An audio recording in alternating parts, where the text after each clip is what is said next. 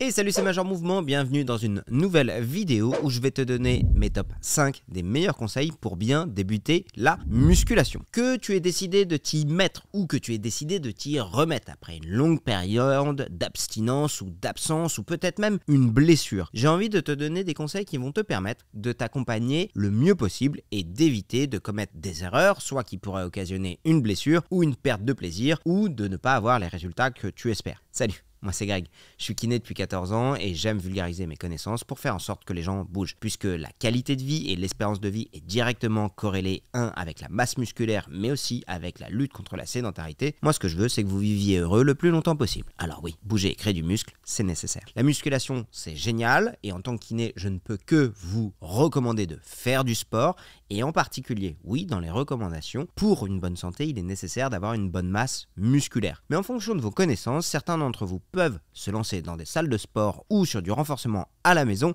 et parfois perdre du temps à ne pas optimiser leurs séances. Donc voici sans plus attendre mon top 5 des meilleurs conseils pour se mettre à la musculation. Conseil numéro 1, quand les gens commencent, la plupart du temps ce qu'ils veulent faire c'est trouver l'exercice miracle ou les exercices miracles et souvent on peut voir des gens qui vont essayer par exemple au sein d'une séance de faire 12 exercices différents, de travailler un petit peu les pectoraux dans ce sens-là, de travailler un petit peu le dos de cette façon, de travailler un petit peu les fessiers de cette façon, alors qu'en fait, en réalité, pour pouvoir avoir des vrais résultats sur la musculation, le critère le plus important, ça reste la répétition. Donc, ce que je te conseille, c'est que quand tu commences, choisis des séances avec 4 à 6 exercices max. Imagine ta courbe comme une courbe un peu de progression. Tu te rappelles ces courbes-là qu'on avait pour les joueurs de PES à l'époque où PES était mieux que FIFA. On avait des courbes de vitesse, d'agilité, de précision, de passe et de défense. Et bien en fait, ce qui va te permettre de progresser, c'est la répétition d'un mouvement, la répétition d'une mise en tension d'un muscle, la répétition d'un étirement. Forcément, ton temps étant limité,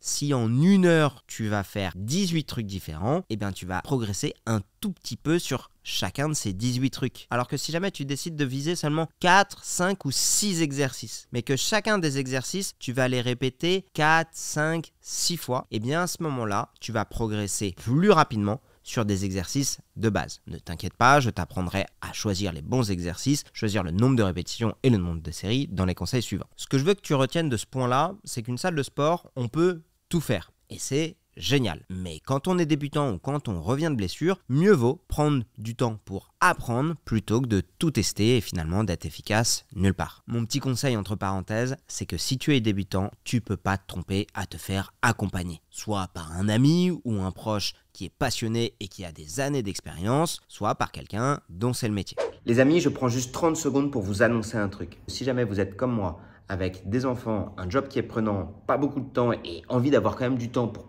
vos loisirs, en l'occurrence moi c'est les puzzles et la PlayStation et de voir mes potes. Si jamais vous avez envie de vous mettre au sport, que vous êtes content d'avoir de la théorie dans ce que je vous donne sur mes vidéos YouTube, mais que ça vous manque juste le passage à l'action parce que vous n'êtes pas toujours motivé ou parfois vous manquez de temps, à la maison ça peut être compliqué, je suis en train de bosser sur un programme de sport à la maison hyper facile à mettre en place. Juste 4 minutes de mouvement, un programme sur 6 semaines au poids de corps qui va vous aider juste à vous maintenir et à vous sentir bien. Pas un truc dans lequel vous allez finir méga bodybuildé, vous le voyez qu'avec mon physique de CE2, je peux pas prétendre à ça, mais juste, je suis en train de bosser dessus. Si jamais vous voulez plus d'infos, le lien de la newsletter est en description pour recevoir toutes les informations au temps réel. Ah, j'ai laissé la clé dans la porte, j'arrive. Conseil numéro 2, choisis des exercices qui ont prouvé leur efficacité. Oui, en effet, en salle de sport, on peut tout faire. À la maison, on peut tout faire. Au poids de corps, à l'élastique ou avec des charges. Dis-moi en commentaire si jamais tu veux que je développe ces 3 modalités d'exercice et je le ferai avec grand plaisir. Un peu comme en cuisine, tu vas avoir certains aliments de cuisine que tu vas utiliser beaucoup plus souvent que d'autres. Le sel, le poivre, l'huile, la tomate et les oignons, tu vas les utiliser beaucoup plus souvent que la figue de barbarie, que le cérumen de rhinocéros ou que le curry... Je crois que j'ai bien dit cérumen de rhinocéros. Des rhinocéros. Je sais pas, je crois que je passe trop de temps avec les enfants. Bref, t'as compris, il y a certains trucs qu'on va utiliser beaucoup plus que d'autres. Certains aliments sont des aliments de base. Et sans surprise, on va retrouver quoi? Le squat, le deadlift, les ponts fessiers, le développé couché, les pompes, le gainage, les abdos, le push press, le shoulder press, un de mes préférés, le burpees ou que j'aime en variante, l'allongé debout. Le temps que tu vas apprendre à faire un squat, le temps que tu vas apprendre à faire un burpees, en fait, ce sont des schémas moteurs qu'on va retrouver dans beaucoup d'autres mouvements. Si tu prends le temps d'apprendre à faire un burpees avec ses différentes variantes, c'est le Arnold Schwarzenegger qui rentre en moi. Get to the chopper! Si tu apprends à faire un burpees, tu vas développer évidemment ta masse musculaire parce que tu vas devoir quand même porter ton poids de corps, le ramener au sol, le soulever et sauter. Donc autant te dire que pour ça, il faut du muscle, de l'explosivité et surtout du cardio. Tu vas aussi, lorsque tu vas atterrir au sol, travailler ta proprioception d'épaule et diminuer ton risque de tendinite. Évidemment, si tu surdoses, tu vas augmenter ton risque de tendinite. Tu vas apprendre la décomposition et la stabilité au niveau de ton dos. Et pareil, si jamais tu te laisses complètement subir, ton dos il va partir dans tous les sens comme un ver de terre. Alors que si jamais tu es bien stable et bien gainé, tu vas apprendre le travail du transverse et le travail des grands droits. Ensuite de ça, si tu vas travailler ton saut, tu vas travailler ta pliométrie basse et te permettre de diminuer le risque de développer par exemple des tendinites d'Achille ou des fascites plantaires. Et une fois de plus, comme d'habitude, si jamais tu doses trop, tu peux risquer de te créer des douleurs. Ce que je veux te dire par là, c'est qu'en fait ces exercices qui sont des exercices de base te permettent de développer énormément de composantes de ton corps que tu vas retrouver un peu dans toute la vie. Le squat, ça va te permettre tout simplement de te lever et t'asseoir facilement de ta chaise. Le squat va te permettre de porter des valises lourdes. Le squat va te permettre de développer ta masse musculaire dans tes jambes, dans tes cuisses, dans tes fessiers, qui va te permettre de tenir et de marcher pendant longtemps, de courir pendant longtemps, qui va te permettre en cas de déséquilibre,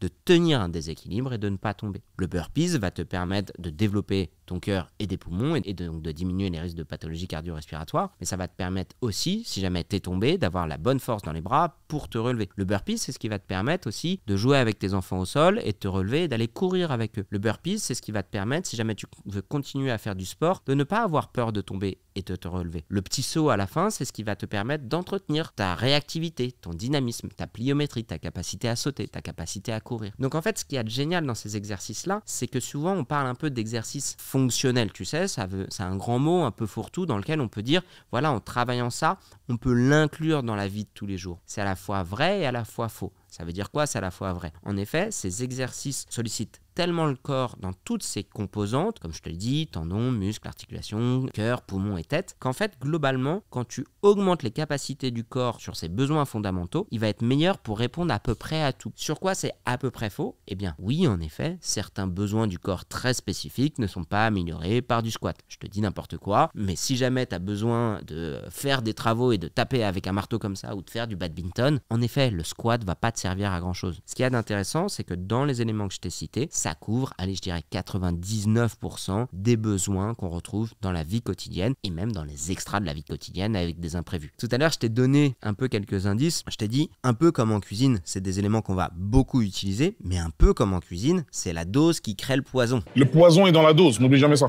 T'as des phrases comme ça à chaque fois ou Tout le temps. Il est fou, hein. Ouais, la tomate c'est bon, 28 litres de tomates, tu peux tuer quelqu'un. Je sais pas si dans l'histoire des meurtres c'est déjà arrivé. Il est mort comment? On lui a fait bouffer 28 litres de tomates. J'imagine très bien une sorte de tueur en série, le délivreur de tomates. Bref, je suis en train de m'égarer. Ce que je veux te dire par là, c'est la dose qui crée le poison. Ces mouvements que je t'ai cités tout à l'heure, là où ils sont doublement intéressants, c'est que ce sont des exercices qui sont très complets. Mais gardez en tête que des exercices, même s'ils sont très bons, si jamais vous en faites trop, vous pouvez tout simplement surcharger vos structures, surcharger vos tendons, vos ligaments et vos muscles et ne pas très bien les tolérer. Ça reste la dose qui crée le poison. Mon conseil numéro 3, c'est quoi un nombre de reps, c'est quoi un nombre de séries et qu'est-ce qu'on en fait? Celle-là, ça va vous faire du bien. Un nombre de répétitions, c'est le nombre de fois où vous faites ça. Ce mouvement, par exemple, s'appelle le biceps curl. Je prends mon stylo, quand je fais ça, 1, 2, 3, 4, 5, j'ai fait 5 répétitions du mouvement de biceps curl. Alors oui, je suis d'accord avec vous, les noms des mouvements en musculation, en crossfit, en calisthénique ou en force athlétique, c'est un vocabulaire. Le nombre de séries, c'est le nombre de fois où tu vas faire tes répétitions. Par exemple, 1, 2, 3, 4, 5, je me repose. 1, 2, 3, 4, 5, je me repose. 1, 2, 3, 4, 5, je me repose. J'ai donc fait 3 séries de 5 répétitions. Alors pourquoi? Parce qu'on a un nombre de reps et un nombre de séries. Garde en tête que en fonction de ton nombre de répétitions, tu peux déterminer des résultats sportifs que tu vas avoir. Je m'explique. Lorsque je vais faire 1, 2, 3, 4, 5 répétitions, je vais être plutôt en train de travailler ma force. Lorsque je vais travailler donc entre 1 et 8 répétitions, je suis plutôt sur de la force. Quand je travaille entre 8 et 12, 15 répétitions, je suis plutôt sur ce qu'on appelle l'hypertrophie. Vous inquiétez pas, je vous explique tout après. Et quand je suis au-delà d'une vingtaine, trentaine de répétitions, je suis plutôt sur de l'endurance. Rentrons dans les détails. La force, c'est surtout la connexion cerveau-muscle. Votre corps n'a pas la capacité de recruter 100% de votre muscle. La connexion entre le cerveau et le muscle, comme beaucoup de choses, ça se travaille. Au départ, quand on n'est pas entraîné, on estime peut-être que vous avez entre 40, 50, 60% de vos connexions cerveau-muscle qui arrivent à se contracter en même temps. Plus vous vous entraînez et aussi en fonction de votre génétique, plus vous arrivez à développer cette connexion cerveau-muscle. Ce qui va vous fatiguer principalement à ce moment-là, c'est votre cerveau. Quand vous travaillez l'hypertrophie, on parle de trophicité quand on parle de nutrition d'un tissu. Un tissu, c'est ce qui compose votre corps. Les muscles, les tendons, les ligaments, les os. Trophicité, c'est qu'on nourrit un tissu et hypertrophicité, c'est qu'on le surnourrit, donc il va gonfler. Ce qu'on appelle classiquement la gonflette. Le muscle qui va grossir, c'est plus seulement la connexion cerveau-muscle, c'est vraiment la taille et le nombre de vos fibres musculaires qui va se développer. Et enfin, quand on est au-delà de 20-30 répétitions, là, ce qu'on va surtout travailler, c'est le cœur. Le cœur qui va augmenter son débit cardiaque, qui va augmenter la qualité de son débit cardiaque, donc le flux sanguin qui va arriver pour nourrir les muscles. Je vais aller un peu plus loin. 2 disclaimers. Le premier, ça va vous faire du bien. Oui, même quand vous faites 20 répétitions, vous travaillez aussi la force. Oui, même quand vous faites que 2 répétitions, vous travaillez aussi l'endurance. C'est pour ça que je vous ai donné des nombres de reps un peu flous. C'est pas un truc où, ok, j'ai fait 5 reps, j'étais dans la force, je suis passé à 6 reps, hop, je suis en hypertrophie. C'est pas exactement comme un levier de vitesse, c'est plutôt une sorte de fondu enchaîné et le corps, de toute façon, fait tout à peu près en même temps. Cependant, ce que vous pouvez garder en tête, c'est que si on regarde par exemple un sprinter qui fait du 100 mètres, on peut voir un volume musculaire très développé versus un marathonien qui a un physique un peu plus sec, un peu plus maigre, moins développé, où lui travaille plutôt l'endurance. Si on regarde par exemple quelqu'un qui fait plutôt de la musculation, qui a cette côté hypertrophie, on peut deviner qu'il a plutôt un type de travail autour de 12 à 15 répétitions. Je mets un deuxième disclaimer avant que vous me tombiez dessus en commentaire, ça dépend évidemment de beaucoup de facteurs. Je rappelle que cette vidéo est vraiment pour les débutants. J'ai un deuxième truc à vous dire et c'est probablement ça le plus important et volontairement je ne vous l'ai pas dit avant. Les amis, si jamais je prends ce stylo et que je fais 1, 2, 3, 4, 5, est-ce que j'ai travaillé ma force? Non. À la limite, j'ai mal travaillé mon endurance. Parce qu'en fait, la réalité, c'est que ce qui fait que je travaille ma force, mon hypertrophie ou mon endurance, c'est une notion qui est parfois sous-cotée dans la population générale, c'est la notion d'échec musculaire. En fait, en réalité, ce qui fait que je ne peux pas faire ma 5e ou ma 6e rep, c'est que je ne suis plus capable de le faire. Imaginez que ce stylo, c'est une haltère de 15 kg. Et je l'ai laissé tomber à 2. Ce qui m'a limité si j'ai été en échec musculaire à 2, c'est ma connexion cerveau-muscle qui n'a pas réussi à solliciter suffisamment mon muscle, qui est arrivé en échec. Et à ce moment-là, même si je suis en échec, en fait, j'ai travaillé ma force. Si je vais plus loin, 3, 4, 5, 6, 7, 8, 9. Et vous voyez, souvent, je peux tricher un peu. 10, 11, 12.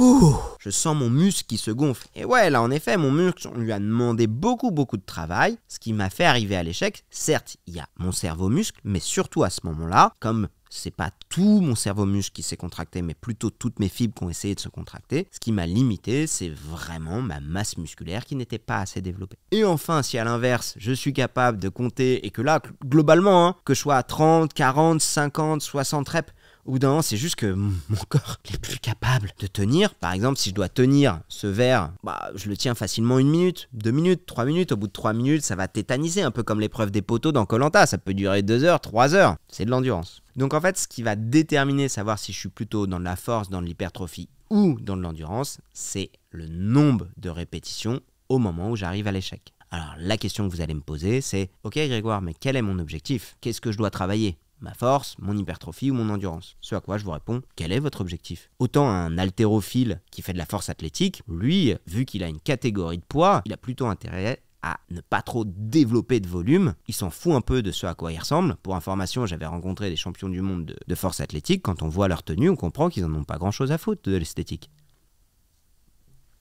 Ça, c'est une petite balle perdue, les amis. Eux, ce qui leur intéresse, c'est de développer un maximum de force. Et en fait, l'IA, quand elle s'entraîne, ça lui arrive d'arriver sur une barre et de faire une rep. Elle, autant vous dire qu'elle est probablement proche de 99,9% de son recrutement neuromusculaire. A l'inverse, si on regarde quelqu'un qui fait plutôt de l'hypertrophie, qui veut prendre du volume pour remplir ses t-shirts et qui veut plutôt, au contraire, se développer physiquement, et ben lui, il va plutôt travailler sur un nombre de répétitions à l'échec autour de 12 à 15, 20 répétitions. Une fois de plus, c'est un fondu un peu enchaîné. Si jamais tu arrives à 6, c'est pas grave. Et si jamais tu arrives à 22, c'est pas grave. Si jamais tu as un objectif d'endurance, et ben à ce moment-là, c'est du travail spécifique d'endurance. Et puis, évidemment, dans certains sports, il y a du travail hybride. C'est le cas du CrossFit. On n'est pas mécontent de développer un peu de masse musculaire, mais ce qui nous intéresse, c'est la performance. Ou ça va être le cas, par exemple, du rugby ou du foot. On n'est pas mécontent de prendre de la masse musculaire parce que ça permet de mieux encaisser les impacts, mais globalement, ce qu'on veut, c'est servir un objectif sportif. Tout ça pour te dire que vraiment, c'est pas à moi de te donner la réponse et que globalement, j'ai une bonne nouvelle, il n'y a pas de mauvaise réponse. Tu peux pas te tromper à te renforcer. Au pire, si jamais tu as trop travaillé la force, bah tu pourras juste soulever plus lourd quand tu feras ton hypertrophie. Et si jamais au départ, tu as commencé sur l'hypertrophie alors que tu voulais de la force, c'est pas très grave, tu auras plus de masse musculaire et donc une meilleure chance de faire de la force. Maintenant que je t'ai expliqué tout ça, les recommandations, c'est en effet de travailler aux alentours de 10 séries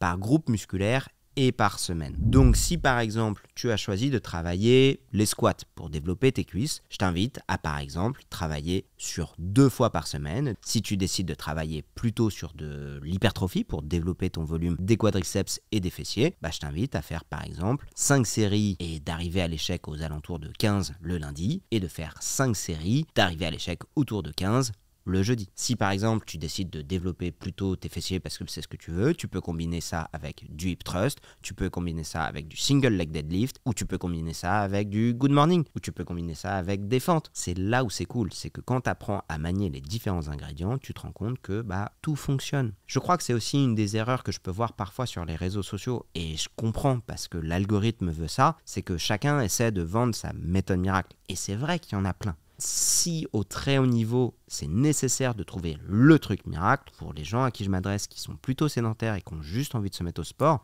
vous pouvez pas vous tromper à essayer. Salut les amis, je vous prends juste 30 secondes pour vous dire que si jamais vous aviez aimé mon livre 1, que vous aviez kiffé mon livre 2, eh bien je viens de sortir mon livre numéro 3. Et oui, c'est 8 piliers pour pouvoir rester jeune le plus longtemps possible. Alors sans surprise, le pilier 1, c'est changer d'état d'esprit. Pilier 2, comment on peut se sentir plus jeune, comment on peut rajeunir littéralement. Le pilier 3 sur le muscle, le pilier 4 sur l'articulation. Et à chaque fois, évidemment, je vous mets des routines pour pouvoir soit au poids de corps, soit avec un peu de poids, soit avec de l'élastique. Si vous voulez découvrir les autres piliers, eh bien je ne vous en dis pas plus, tout est dans le livre. Je vous mets ici juste les avis des gens qui ont commencé à le lire. Voilà, le livre est numéro 1 des ventes dans sa catégorie. Vous pouvez le commander avec le lien qui est dans la description ou le retrouver chez votre libraire de votre choix. Allez, je vous laisse pour la suite de la vidéo et en attendant, comme d'habitude, prenez soin de vous. Et j'en viens à mon conseil numéro 4. Écoute ton corps. La plupart du temps, ce qui te freine, c'est pas tant ta volonté de t'y mettre, c'est plutôt l'inverse. Tu as commencé à t'y mettre, t'as pas forcément eu les résultats que tu attendais, j'y viendrai en point 5, par contre tu commences à avoir des douleurs. Et que comme tu t'es lancé dans un truc et t'étais super motivé et tu te dis moi ce que je veux c'est avoir mes objectifs, malgré une douleur, tu vas persister et tu ne vas pas changer ton entraînement. À mon sens, c'est ça qui fait toute la différence, je suis désolé de vous le dire, entre un bon et un mauvais coach, entre un bon et un mauvais kiné, entre un bon et un mauvais pratiquant de sport. Quelqu'un qui, face à une problématique, va juste rester focalisé sur son objectif et va continuer en mode no pain, no gain. Si j'ai pas la douleur, c'est que ça marche pas. Moi, c'est mon métier, hein. Je vois que des gens qui vont droit dans le mur. Alors certains vont droit dans le mur au bout de 3 semaines et c'est très facile de les réaiguiller. Et il y en a, ça fait 25 ans qu'ils vont droit dans le mur. J'ai beau leur donner tous les conseils, ils continueront les droits dans le mur. La différence avec un bon, c'est que lui, il va avoir une problématique, une douleur, et assez vite, il va être capable d'identifier le mouvement qui le fait mal, la charge qui lui fait mal, le moment où il bouffe pas assez, le moment où il bouffe trop, le moment où il dort pas assez, le moment où il dort trop, le moment où il est stressé, le moment où il s'est engueulé avec sa meuf et qu'il ferait mieux de pas s'entraîner parce que de toute façon il est trop stressé, il va pas être concentré, le moment où il s'est entraîné 5 fois par semaine alors qu'il y a 6 mois il ne faisait pas de sport du tout, le moment où il vient d'être juste papa et quand il va à la salle de sport pour se vider la tête, malheureusement il n'a pas dormi pendant les 3 dernières semaines et il travaille sur un corps qui est fatigué, le moment où les mecs travaillent de nuit mais qui veulent quand même s'entraîner la journée pour avoir tout à la fois et qu'au bout de 3 ans ils finissent en burn-out, le moment où les mecs se développent des tendinites d'épaule, continuent à forcer sur le bench et commencent à avoir des tendinites dans les 2 épaules et se réveillent chaque matin avec des douleurs bilatérales dans les 2 membres, les moments où les mecs n'arrivent plus à bander parce qu'ils sont en surentraînement et qui ne comprennent pas que en fait quand tu forces trop d'un côté, évidemment que tu ne dors pas assez de l'autre, il y a un système qui va commencer à bugger. Toutes ces histoires sont 100% vraies et c'est des motifs de consultation que j'ai tous les jours au cabinet. Je sais pourquoi les gens se blessent. Les gens se blessent malheureusement parce qu'ils sont guidés par ça et pas par ça ou par ce qu'ils ressentent. Vous inquiétez pas, c'est mon job, j'ai de l'habitude. Mon 5e conseil, et c'est le dernier que je vais vous donner, soyez progressif et soyez patient. Malheureusement, et j'aimerais vous dire le contraire, le sport, même si c'est facile en théorie, c'est ingrat dans les résultats. Encore plus quand on regarde les réseaux sociaux aujourd'hui, où je sais pas vous, mais moi, mon feed Instagram, il est rempli de mecs où je ne sais même plus si c'est de l'IA tellement ils sont musclés et massifs, ou si c'est des gens qui sont chargés à bloc. On a basculé dans un visuel de ce que c'est un corps de sportif sur des gens qui ont des physiques qui sont stratosphériques. Alors qu'en fait, en réalité, pour 95% d'entre nous, vous pouvez très bien faire du sport, et ça ne se verra pas. Et c'est ça que je trouve dommage, et c'est ça mon vrai message de santé publique. Je m'en tape que vous ayez des pecs, je me tape que vous ayez des abdos, je m'en tape que vous ayez un joli cul, ou des belles cuisses, ou des épaules larges. La seule chose que je veux, c'est que 1 à 2 fois par semaine, vous fassiez entre 12, 15, 20, 30 minutes de sport pour développer de la masse musculaire, parce que avoir une bonne masse musculaire va faire en sorte que vous n'allez pas crever à 50 ans, vous n'allez pas crever à 60 ans. Vous pourrez porter vos gosses, que vous pourrez continuer à jouer avec vos potes, que vous aurez une bonne régulation de vos hormones du bien-être, du stress et de la fatigue. Avoir une bonne masse musculaire va augmenter votre qualité de vie et votre espérance de vie. Et on est en train de se tromper à regarder qui a les plus gros biceps. Je trouve ça assez dramatique et je suis désolé de passer pour un vieux con en vous disant ça, mais aujourd'hui les réseaux sociaux sont quand même beaucoup plus proches de la cour de récré de gamins de 15 ans qui se comparent qui a la plus grosse que d'adultes qui se disent ok les gars, en fait, au bout d'un an, si je veux pouvoir continuer à jouer avec mes gamins, si jamais je veux jouer avec mes potes et si jamais je veux être bien dans ma tête, il y a juste un moment où je dois faire en sorte que le job soit done, l'entraînement soit réalisé. Et oui, j'aurai pas le corps forcément qui va avec, mais in fine, ça me convient. Et devinez quoi, à partir du moment où tu commences à être progressif, à partir du moment où tu commences à être régulier, le corps va venir. Mais pas dans les délais qu'on te vend sur les réseaux sociaux. Non, ce sera pas au bout de 21 jours. Si tu arrives à être régulier, au bout de 2 semaines, tu vas le ressentir. Au bout d'1 mois, tu vas le voir dans le reflet. Et au bout d'1 mois et demi, on va te le dire. Ce qui est quand même relativement court, je trouve. Par contre, pour vraiment avoir une transformation physique global, oui, il faut être assidu pendant 6 mois, 1 an et demi. Et j'en reviens à mon dernier conseil. Et c'est peut-être celui que je vous le souhaite le plus. Si j'appliquais tous ces conseils pour la cuisine, ça marcherait. Est-ce que vous avez envie de vous faire à bouffer ou parfois c'est plus simple de vous faire commander à bouffer ou d'aller au restaurant? En vrai, si vous voulez bien manger, ça va vous prendre plus de temps d'apprendre seul et c'est pas complètement con d'aller au resto. Soit vous pouvez apprendre par tout seul, ça sera plus long, soit vous pouvez faire appel à un professionnel. J'espère que cette vidéo vous aura plu. Si jamais vous voulez aller plus loin sur le lien entre le corps, le muscle, l'espérance de vie, la qualité de vie, le lien entre le cerveau et surtout les douleurs, tout est dans mon nouveau livre, le 3e livre, Comment rester jeune le plus longtemps possible. Le lien est dans la description. Au moment où j'enregistre cette vidéo, ce livre est encore dans le top 100 des meilleures ventes, tous livres confondus. Merci du fond du cœur. En tant que kiné, tout ce que je peux souhaiter, c'est que les gens bougent et qu'on arrête de se comparer la taille des biceps parce que franchement, la bataille, elle est perdue d'avance. Allez, ciao. Si tu as aimé cette vidéo, je t'invite à regarder par exemple celle-ci où je te parle des 5 conseils pour vieillir le plus longtemps possible et celle-ci sur les 5 erreurs qui fait que tu n'arrives pas à prendre du muscle.